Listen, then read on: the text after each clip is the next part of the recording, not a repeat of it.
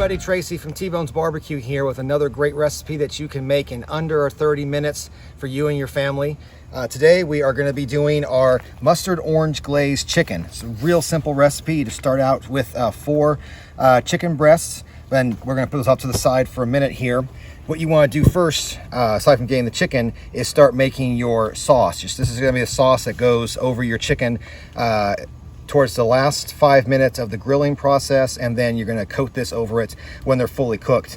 This is a half a cup of chicken broth, 3/4 cups of orange marmalade, a tablespoon of coarse grain mustard, and 1 tablespoon of French mustard. That's it. Simple ingredients. Put that all in here, and we're going to go ahead and put this on our burner on our barbecue. But before we do that, we're just going to do a simple seasoning of salt and pepper on both sides of our chicken breasts, and then after that we're going to put it right on the barbecue.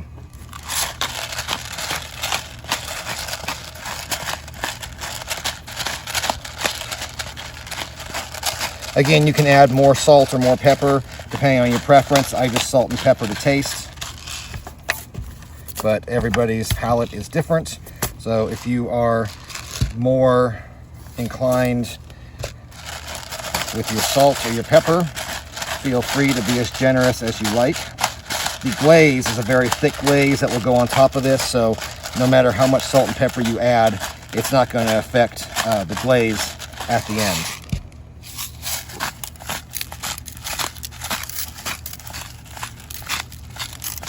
And there you have it, off to the grill. Okay, we've seasoned our chicken breast with a little salt and pepper on both sides. You want to make sure that you spray your grill first so you don't have sticky chicken. And then you want to make sure your grill is set to medium high or high, depending on how hot your grill gets. We're going to go ahead and put this on here. We're going to let that just get some nice grill marks and sear on there. Just for a few seconds, you don't want to burn it. And we're immediately going to turn it over. There we go.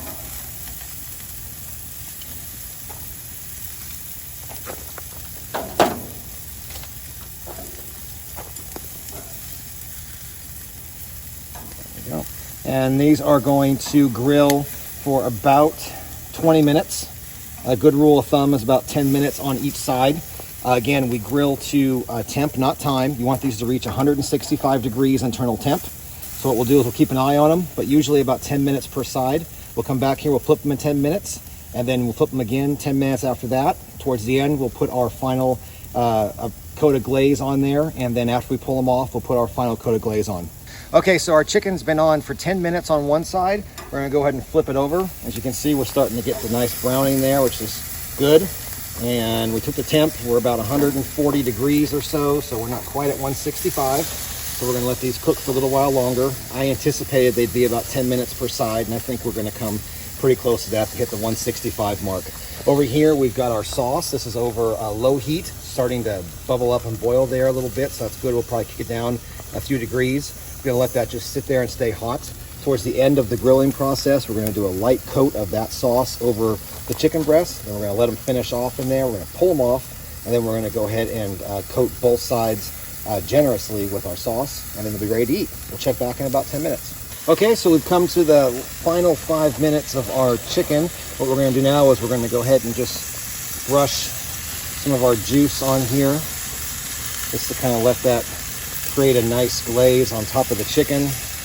And then we'll do a heavier glaze when we pull it off, because we really want to cover this really well before we serve it. So this here is just to kind of get some caramelization on there. I'll go ahead and get both sides.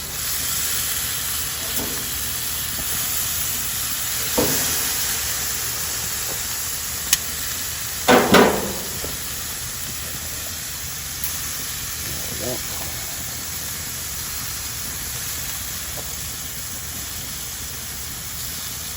Yeah, it's giving it a nice coat. Looking real good. And we're going to go ahead and let that just sit on there and caramelize over the flame, and then we'll come back in about 5 minutes and pull it off and do the final coating. So we've hit our internal temperature of 165 degrees. We're going to go ahead and pull these off now and do our final saucing. Oh yeah, these look real good.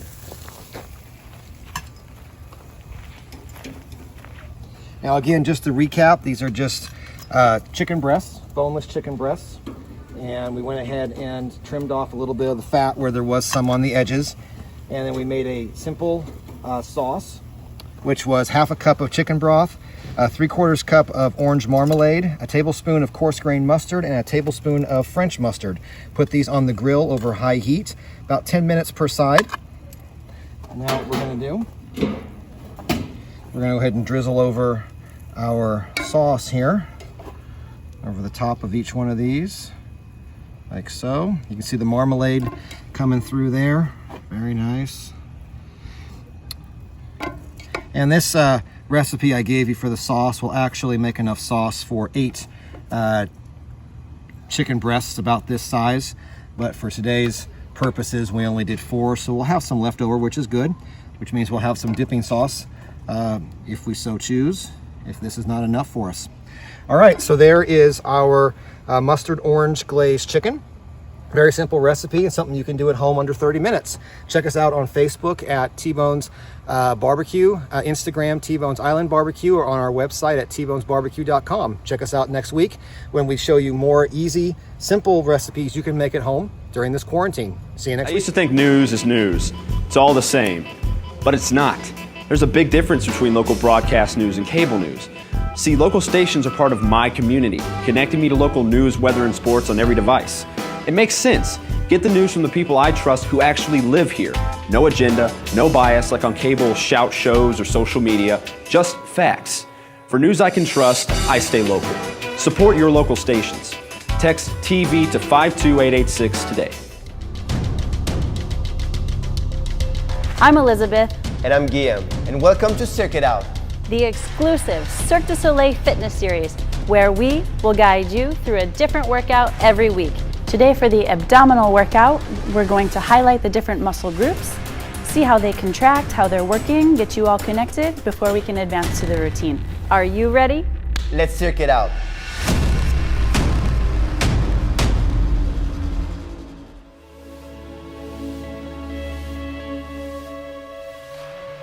So we're going to start with the rectus abdominis. This is the 2 long parallel muscles on the anterior body, also known as your six-pack abs. So they are responsible for curling forward. When you engage, it's the flexion of your spine, like this. That's your rectus abdominis. That is the outermost layer of your core. From there, we're going to look just to the side to the external obliques. So if you place your hands like you're putting your hands in your winter coat pocket, you're going to find your external oblique. And they are mostly responsible for the twisting, bending, and curling.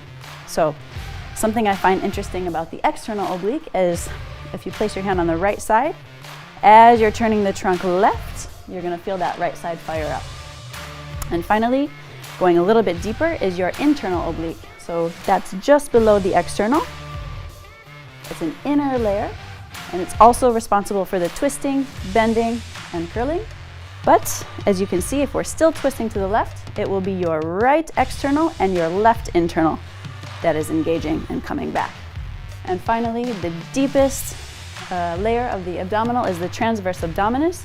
These fibers run horizontally, so it's kind of like your corset of your abdominal. And to engage this, it's what we found in the beginner back episode, but also a quick way to find it is as though someone's about to punch you in the stomach. It's that reflex to flatten the abdominal. So from there, let's get started. Starting on your back in a classic crunch position. Your hands slightly supporting the back of the neck. Here we are. We're going to just crunch up, engage the rectus abdominis. Breathing, exhale. We're going for 10 repetitions. Very good. You can always incorporate the breathing. It's always going to help. So inhale, exhale. An intermediate version of the classic crunch is to place the hands over the thighs, and as you crunch, the hands are going to slide over the knees. Very good. Focusing in on the rectus abdominis. Again, we're always shooting for 10 repetitions. From there, let's see how we can engage those external obliques. Beginner version, you're going to support behind the head. Very good. The external oblique, as we pointed out, is right here on the side. So as you lift the upper torso, engage and squeeze and release. We're going to go for 10 reps here. Very good, breathing. And the intermediate version of this, we're going to extend the top leg, top arm, and we're going to connect the elbow to the knee. Still focusing in on the external oblique. 10 repetitions on the right and the left. Next, we're going to find the internal oblique. So as we come seated, feet out in front of you, exactly. We're going to place the hands right on that internal oblique that we found earlier, slightly incline to the back, and we're going to do a torso twist and feel that internal oblique pressing into the fingers. Going to the right and to the left is 1 repetition. The intermediate version of this, we're going to pick the heels up off the floor, find your stability, and again for 10 reps, twisting to the right and to the left. Very good. And the last, the innermost layer of the abdominal, the transverse abdominis, we're going to come laying down into a dead bug position. You can sync this up with the breath to find the transverse abdominis. So inhale, and as you exhale, squeeze and engage. Exactly. And we're going to go 10 times on the right, elbow to knee. Keeping this engaged. Yes. And connect. Reach. Breathe. Yes. Intermediate challenge of this one will be to give it a twist. So supporting the neck, keeping the transverse engaged. You're kind of targeting a little bit of everything here. Very good. And this will also be 10 repetitions. To the right, to the left is 1. And to conclude, I want to give you a little tip, because oftentimes when you get started on abdominal work, you tend to overwork the hip flexors. So it's a common mistake when you start to get that burning sensation at the top of the leg. We're going to give you a little cheat to alleviate that. So first and foremost, if you can connect the transverse abdominis, that will alleviate a lot of the pressure because you're in the proper alignment. However, as we get going into a routine, you can always put heels together, toes apart.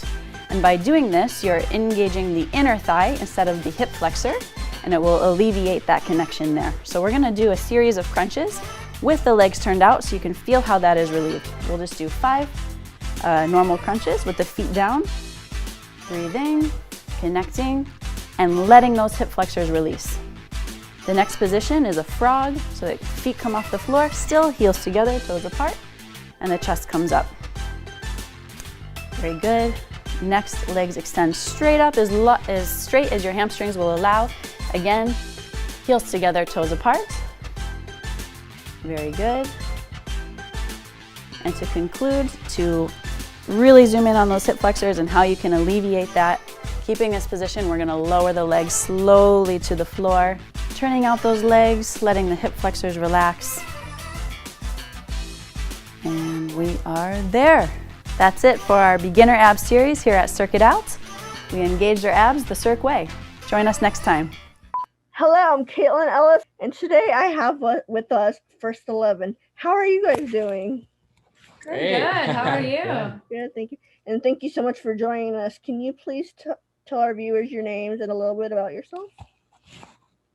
So I'm Matthew Yost, and I play guitar for First to 11, and I've been in the band for about 13 years. I'm Audra Miller. I sing in First 11, and I have been in the band for probably 6 or 7 years now. My name is Sam Gilman. I play drums in First to 11, and I've been with First to 11 for probably 3-ish years now, I think. Can you please tell us the history behind First 11? So First to 11 started with me and a bunch of other friends from middle school, and we all went to the same guitar teacher. His name's Ryan Kryshak. He's the bass player of the band now, and he taught us all individually how to play our instruments. So once we kind of figured out we were all taking lessons from the same guy, he's like, why not just put these kids into a band?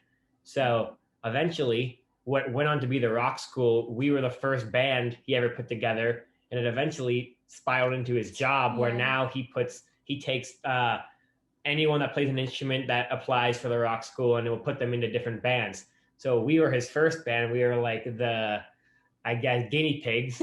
So we got put together when we were 8, 9 years old and started playing in front of our parents, and just year after year, keep practicing. keep getting better, keep getting better. We went on to play shows in front of people when we were like 12, 13. Yeah, and that was right around the time that I joined, was when I was like 12 or 13. And it just kept progressing until, high school. We can drive ourselves. We can go play shows by ourselves. We don't need our parents. More and more stuff until we're just a normal, I guess, adult band, as we would say, because we never really thought like, wow, we'd make it this far. Because I guess when I was 13, I didn't realize I was 13. I was like, no, I'm in a band. Well, I'm still 13 at the time. So yeah.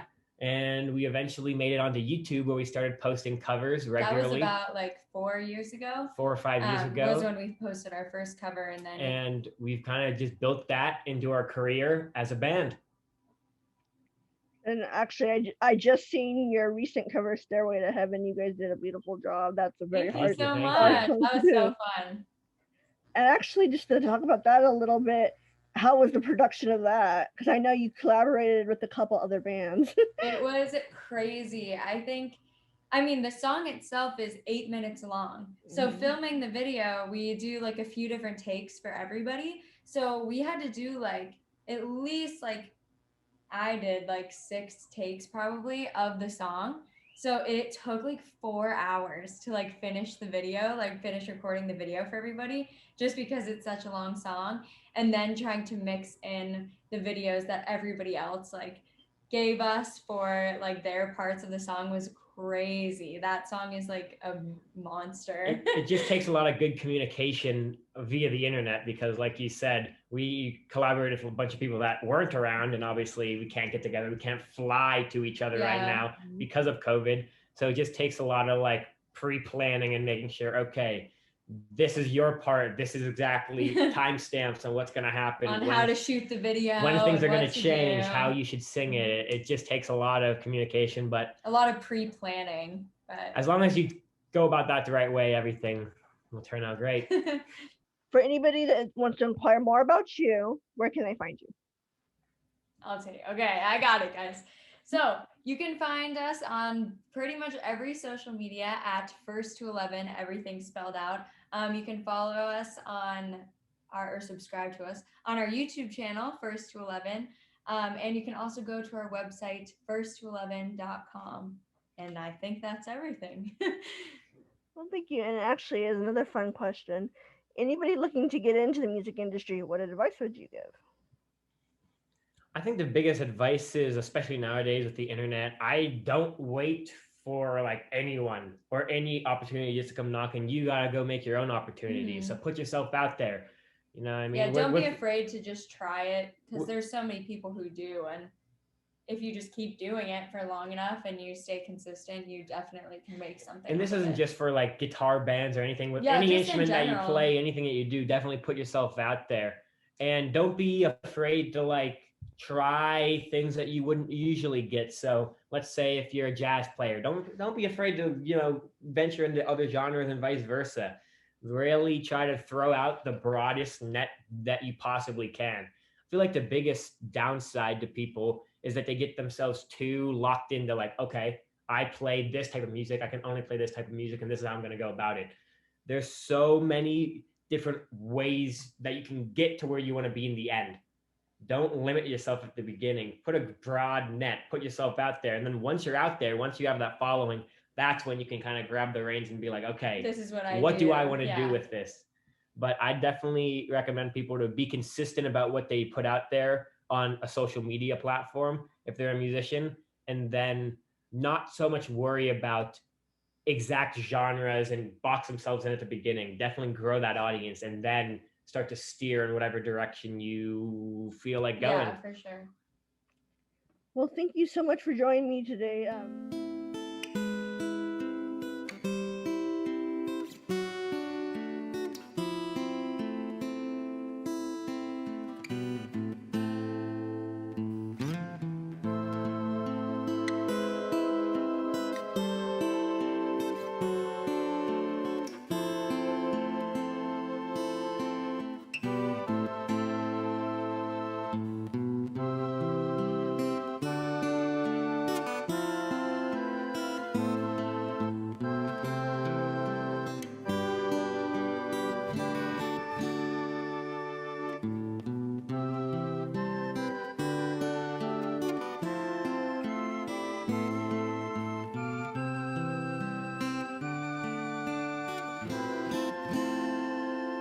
There's a lady who's sure all that glitters is gold, and she's buying a stairway to heaven.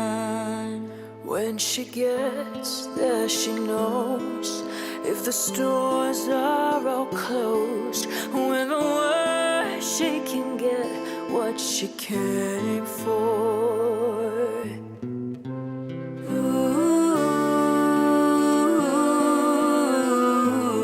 And she's buying a stairway to heaven. There's a sign on the wall, but she wants to be sure, 'cause you know sometimes words have two meanings. In a tree by the brook, there's a songbird who sings. Sometimes all of our thoughts are misgiven.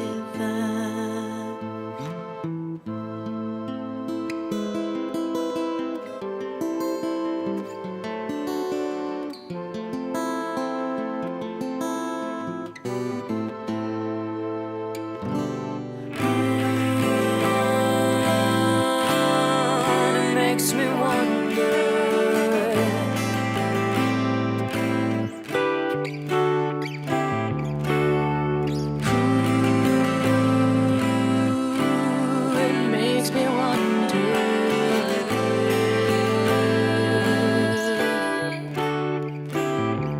There's a feeling I get when I look to the west, and my spirit is crying for leaving. In my thoughts I have seen rings of smoke through the trees, and the voices of those who stand looking.